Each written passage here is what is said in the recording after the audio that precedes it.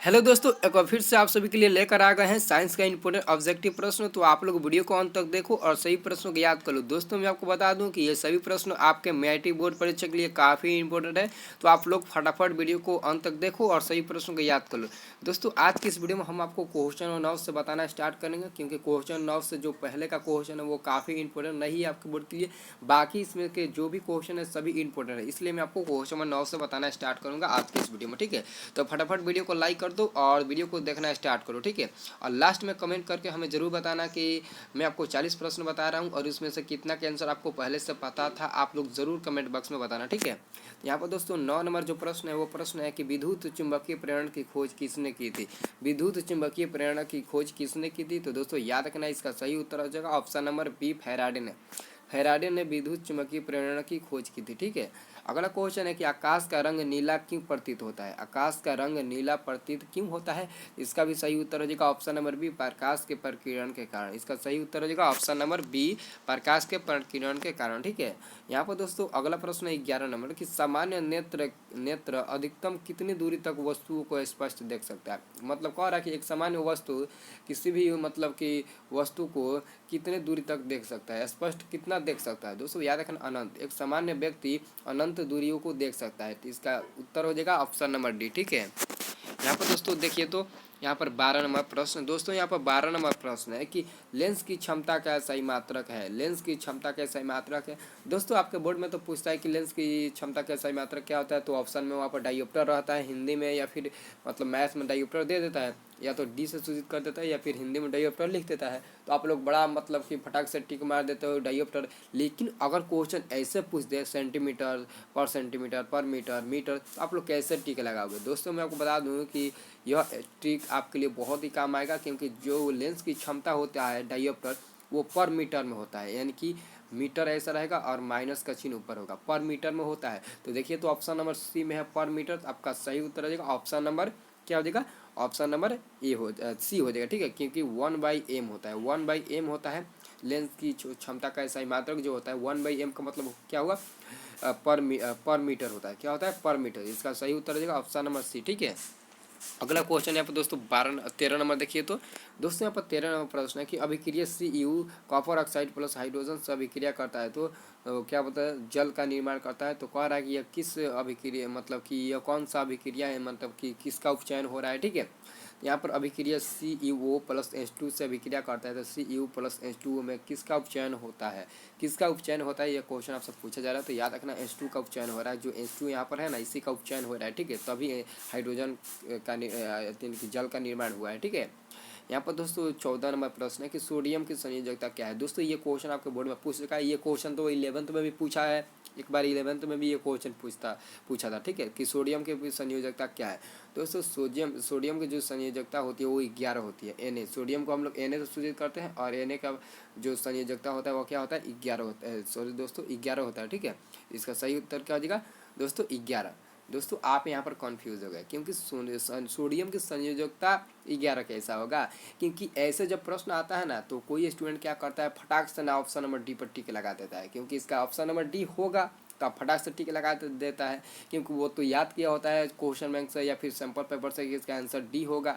लेकिन दोस्तों यहाँ पर संयोजकता पूछ रहे हैं। संयोजकता मतलब क्या होता है, वाइलेंसी होता है। वाइलेंसी हम लोग उसके मतलब उसको इंग्लिश में बोलते हैं। तो वाइलेंसी यहाँ पर 1 है, सोडियम की वाइलेंसी 1 है। अगर पूछे सोडियम की परमाणु संख्या क्या है, तब आप लोग बताना 11। आप कंफ्यूज मत होना, क्योंकि सोडियम की परमाणु संख्या 11 होता है। आपके बोर्ड में ऐसे ही क्वेश्चन एक बार पूछा था, बड़ी कन्फ्यूजन कर देने वाली क्वेश्चन था। ठीक है, तो आप लोग कन्फ्यूजन मत करना। अगर परमाणु संख्या पूछे तब 11 मारना, अगर संयोजकता पूछे तो 1 लगा देना ऑप्शन नंबर ए पर। ठीक है, यहाँ पर दोस्तों 15 नंबर क्वेश्चन है कि एल्केन का सामान्य सूत्र है। एल्केन का सामान्य सूत्र है, तो सिंपल है, इसका आंसर तो सभी को पता होगा। एल्केन का सामान्य सूत्र CnH2n+2 होता है, ऑप्शन नंबर सी। ठीक है, यहाँ पर दोस्तों 16 नंबर प्रश्न है कि उदासीन विलयन का पीएच मान क्या होगा।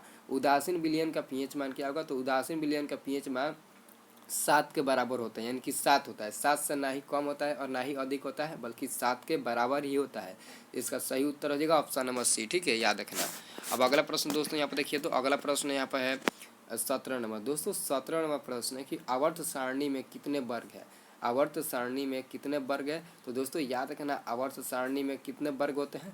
तो इसका सही उत्तर क्या हो जाएगा? इसका सही उत्तर हो जाएगा ऑप्शन नंबर डी 18। आवर्त सारणी में 18 वर्ग होते हैं। ठीक है, ये कन्फ्यूजन कर देने वाली क्वेश्चन नहीं है, इसका आंसर आप लोगों को पहले से पता होगा। ठीक है, 18 नंबर प्रश्न है कि कौन कौन सा अधातु विद्युत का सुचालक होता है? कौन सा अधातु विद्युत का सुचालक होता है? तो याद रखना ग्रेफाइट। यहाँ पर धातु नहीं पूछा जा रहा है, अधातु पूछा जा रहा है, तो ग्रेफाइट हो जाएगा। ठीक है, याद रखना, इसका सही उत्तर हो जाएगा ऑप्शन नंबर बी। ठीक है, अब अगला प्रश्न दोस्तों यहाँ पर देखिए, तो अगला प्रश्न यहाँ पर दोस्तों आपको क्या मिलेगा? 19 नंबर प्रश्न। ठीक है, यहाँ पर 19 नंबर प्रश्न देखिए, तो दोस्तों यहाँ पर 19 नंबर प्रश्न है कि कार्बन क्या है? तो कार्बन एक अधातु होता है। इसका तो आंसर आपको पता होगा कि कार्बन एक अधातु होता है। ठीक है, 20 नंबर प्रश्न है कि अवतल दर्पण की फोकस दूरी उसकी वक्रता त्रिज्या की होती है। अवतल दर्पण की जो फोकस दूरी होती है उसकी वक्रता त्रिज्या की होती है। दोस्तों इसका आंसर आप लोगों को पहले से पता होगा, इसका आंसर आप लोगों को पहले से पता होगा, क्योंकि यह क्वेश्चन तो आप लोग सिद्ध किए होंगे। एफ बराबर R/2, एफ बराबर आर बराबर F/2, इसका तो आप लोग फार्मूला सिद्ध किए होंगे अपने मैट्रिक क्लास में। इसका सही उत्तर क्या होगा बताइए?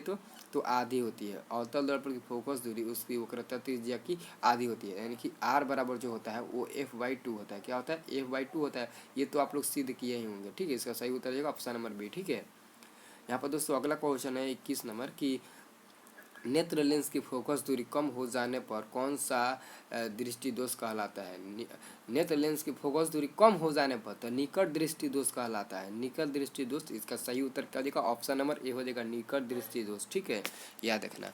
अगला दोस्तों यहाँ पर प्रश्न देखिए 22 नंबर। दोस्तों यहाँ पर 22 नंबर प्रश्न है कि लघुपतन के समय परिपथ में विद्युत धारा का मान बहुत ही कम हो जाता है। बहुत ही कम हो जाता है। इसका सही उत्तर क्या हो जाएगा दोस्तों? ऑप्शन नंबर सी हो जाता है। बहुत ही अधिक बढ़ जाता है या फिर बहुत ही कम हो जाता है। दोस्तों यहाँ पर जो क्वेश्चन 22 नंबर है वो मतलब कि आपके मॉडल पेपर में दिया है कि बहुत ही कम हो जाता है, और आपके सैंपल पेपर में दिया है कि बहुत ही अधिक हो जाता है, मतलब बहुत ही अधिक बढ़ जाता है।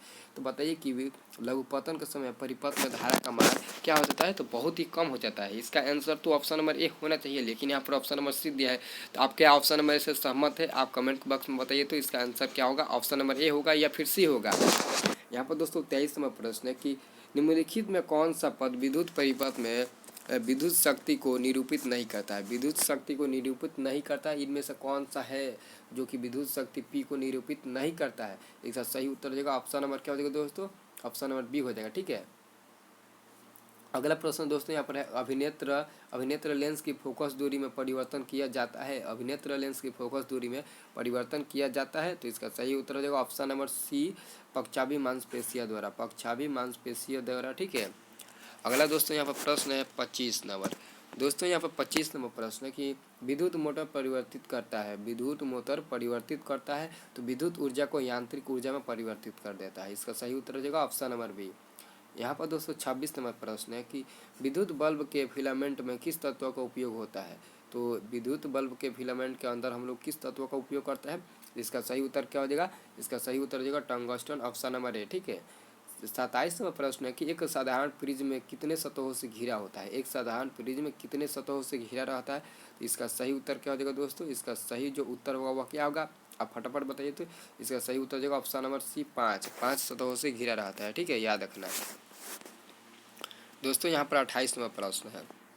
28वां दोस्तों प्रश्न है कि प्रतिबिंब का आकार हमेशा वस्तु के बराबर है तो दर्पण है। प्रतिबिंब हमेशा वस्तु के आकार का है तो प्रतिबिंब क्या कहलाएगा? तो इसका सही उत्तर क्या हो जाएगा? ऑप्शन नंबर सी होगा, समतल दर्पण। ठीक है, यहाँ पर 29वां प्रश्न है कि हीलियम कैसा तत्व है? तो हीलियम कैसा तत्व है? तो अक्रिय तत्व है। तो इसका सही उत्तर क्या हो जाएगा? ऑप्शन नंबर ए हो जाएगा। ठीक है, 30 नंबर प्रश्न है कि जल में हाइड्रोजन तथा ऑक्सीजन की परमाणु संख्याओं का अनुपात है। जल में हाइड्रोजन तथा ऑक्सीजन तो क्या हो जाएगा? 2:1 हो जाएगा। इसका सही उत्तर हो जाएगा ऑप्शन नंबर बी। दोस्तों यहाँ पर ऑप्शन नंबर ए में भी 2:1 दिया है और ऑप्शन नंबर बी में भी 2:1 दिया है। आप लोग ऑप्शन नंबर बी ही टिक लगाना, क्योंकि 2:1 है। ठीक है, और यहाँ पर 1:2 होना चाहिए। ठीक है, तो इसका सही उत्तर हो जाएगा ऑप्शन नंबर बी। ठीक है, और यहाँ तो इसका सही उत्तर हो जाएगा ऑप्शन नंबर ए और बी दोनों, क्योंकि दोनों में 2:1 दिया है, तो हम तो वही टीका लगाएंगे। ठीक है, आप लोग याद रखना इन दोनों के परमाणुओं का जो अनुपात होता है वो 2:1 होता है। ठीक है, याद रखना, भूलना मत। ठीक है, अगला दोस्तों यहाँ पर प्रश्न है। दोस्तों यहाँ पर दोस्तों प्रश्न नंबर 31 है कि आवर्त सारणी में कितने आवर्त है, आवर्त सारणी में कितने आवर्त है, आवर्त पूछा जा रहा है कि आवर्त सारणी में कितने हैं, तो हमेशा याद रखना आवर्त सारणी में 7 आवर्त होता है। ठीक है। 32 नंबर प्रश्न है कि सिलिका क्या है, तो सिलिका क्या है दोस्तों, धातु है, अधातु है, उपधातु है। तो सिलिका क्या होता है दोस्तों, इनमें से कोई नहीं। इसका सही उत्तर हो जाएगा ऑप्शन नंबर डी। ठीक है।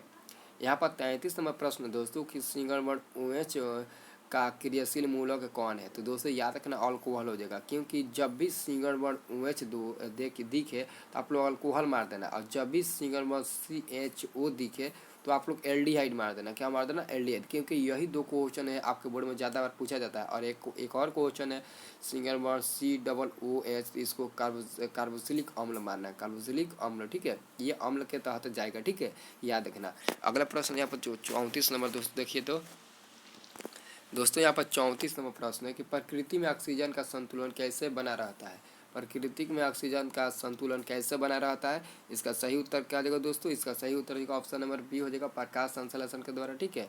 35 नंबर प्रश्न है कि पौधों में श्वसन की क्रिया के अंतर्गत ADP के टूटने से कितनी ऊर्जा मुक्त होती है, ADP के टूटने से कितनी ऊर्जा मुक्त होती है। तो इसका सही उत्तर क्या हो जाएगा दोस्तों, ऑप्शन नंबर सी हो जाएगा, 3.5 kg पर मोल। ठीक है, 3.5 kg पर मोल, इसका सही उत्तर हो जाएगा ऑप्शन नंबर सी। क्या हो जाएगा, ऑप्शन नंबर सी हो जाएगा। ठीक है, आप लोग याद रखना। अगला प्रश्न है कि मानव हृदय में कोष्ठक होते हैं, तो मानव हृदय में कितने कोष्ठक होते हैं, तो मानव हृदय में जो कोष्ठक होता है वो 4 कोष्ठक होता है। ऑप्शन नंबर डी हो जाएगा इसका आंसर। ठीक है, याद रखना। अगला दोस्तों यहाँ पर क्वेश्चन देखिए, तो अगला क्वेश्चन है 37 नंबर कि मानव हृदय का औसत परकुंचन दाब है लगभग, तो लगभग कितना mmHg का होता है। तो इसका सही उत्तर क्या हो जाएगा, इसका सही उत्तर हो जाएगा ऑप्शन नंबर 120 mmHg का होता है। ठीक है। 38 नंबर प्रश्न है कि पौधों में वाष्पोत्सर्जन किस भाग में होता है, पौधों में वाष्पोत्सर्जन किस भाग में होता है। इसका सही उत्तर हो जाएगा ऑप्शन नंबर सी, पत्ता में होता है। ठीक है। यहाँ पर दोस्तों 39 नंबर प्रश्न है कि कृत्रिम वृक्क किन अपशिष्टों उत्पादों को रुधिर से अपवहन द्वारा पृथक करता है। इसका सही उत्तर क्या आ जाएगा दोस्तों, इसका दोस्तों यहाँ पर देखिए, इसका ऑप्शन नंबर 4 को दिया गया है। ठीक है, आप देखिए, तो यहाँ पर दोस्तों ऑप्शन नंबर ए में नाइट्रोजन, ऑप्शन नंबर बी में कार्बन, ऑप्शन नंबर सी में ऑक्सीजन और ऑप्शन नंबर डी में इनमें से सभी है। तो इसका सही उत्तर क्या हो जाएगा दोस्तों, तो इसका सही जो उत्तर होगा वो क्या हो जाएगा, ऑप्शन नंबर ए हो जाएगा नाइट्रोजन। ठीक है, इसका सही उत्तर हो जाएगा ऑप्शन नंबर ए नाइट्रोजन। ठीक है। 40वां प्रश्न कि हाइड्रा में प्रजनन किस विधि से होता है, हाइड्रा में प्रजनन किस विधि से होता है। तो दोस्तों याद रखना, इसका सही उत्तर होगा ऑप्शन नंबर बी, मुकुलन द्वारा। ठीक है। यहाँ पर 41वां प्रश्न है कि किसी माध्यम का अपर्तनांक म्यू का मान होता है, तो साइन आई बटे साइन आर होता है। इसका सही उत्तर होगा ऑप्शन नंबर बी। ठीक है। यहाँ पर दोस्तों 42वां प्रश्न है कि दाढ़ी बनाने में कौन दर्पण उपयुक्त है, तो दाढ़ी बनाने में किस दर्पण का उपयोग किया जाता है दोस्तों, आप बताइए। तो इसका सही आंसर हो जाएगा ऑप्शन नंबर सी हो जाएगा, उत्तल दर्पण। सॉरी दोस्तों, अवतल दर्पण। क्या हो जाएगा, अवतल दर्पण, क्योंकि दाढ़ी बनाने में हम लोग अवतल दर्पण का उपयोग करते हैं। ठीक है। यहाँ पर 43वां प्रश्न है दोस्तों कि स्पेक्ट्रम किस रंग किरण का झुकाव अधिक होता है, स्पेक्ट्रम में किस रंग के किरण का झुकाव सबसे अधिक होता है, लाल, पीला, बैंगनी, हरा। तो इसका सही उत्तर क्या हो जाएगा, इसका सही उत्तर हो जाएगा बैगनी, यानी कि वायलेट, यानी कि येलो, वायलेट। ठीक है, ऑप्शन नंबर डी हो जाएगा। ठीक है। यहाँ पर 44वां प्रश्न है कि विद्युत कुंडली का प्रतिरोध ज्ञात करने के लिए सूत्र है, विद्युत कुंडली का प्रतिरोध ज्ञात करने के लिए सूत्र है, तो चुंबकीय, ऊष्मीय, रासायनिक। तो इसका सही उत्तर क्या हो जाएगा दोस्तों, ऑप्शन नंबर ए हो जाएगा ऊष्मीय। ठीक है।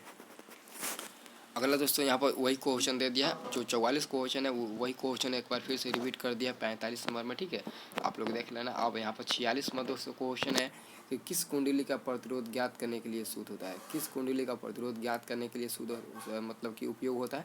तो याद रखना, इसका सही उत्तर क्या हो जाएगा दोस्तों, इसका सही जो उत्तर होगा वो क्या हो जाएगा, ऑप्शन नंबर क्या हो जाएगा, ऑप्शन नंबर सी होगा, क्योंकि आर यानी कि प्रतिरोध बराबर वोल्ट बटे एम्पियर यानी कि करंट होता है। ऑप्शन नंबर ए सी हो जाएगा। ठीक है। यहाँ पर 47वां प्रश्न है दोस्तों कि डायनेमो से किस प्रकार की धारा प्राप्त होती है, डायनेमो से किस प्रकार की धारा प्राप्त होती है। तो इसका सही उत्तर हो जाएगा दिष्ट धारा, यानी कि दिष्ट धारा मतलब क्या होता है, तो दिष्ट धारा यानी कि डायरेक्ट करंट, और अल्टरनेटिव करंट का मतलब होता है प्रतिवर्ती धारा। ठीक है, याद रखना। और दोस्तों यहाँ पर अंतिम प्रश्न है दोस्तों कि डेंगू उत्पन्न करने वाले मच्छर किस तरह के जल में पाया जाए, किस जल में रहते हैं। तो दोस्तों याद रखना, इसका सही आंसर हो जाएगा ऑप्शन नंबर सी, खारा जल में। दोस्तों यहाँ पर कितने स्टूडेंट गंदा जल में मार देते हैं इसका सही आंसर, तो इसका सही आंसर हो जाएगा ऑप्शन नंबर सी हो जाएगा, खारा जल में। खारा जल में डेंगू उत्पन्न करने वाले मच्छर पाए जाते हैं। ठीक है। तो दोस्तों यहाँ पर वीडियो को अंत कर देते हैं और आप कमेंट करके बताइए तो इसमें से कितने क्वेश्चन के आंसर आपको पहले से पता था। आप फटाफट कमेंट करके बताइए ताकि हम आपके लिए रिप्लाई देने के लिए तैयार रहें। ठीक है, आप लोग फटाफट बताइए।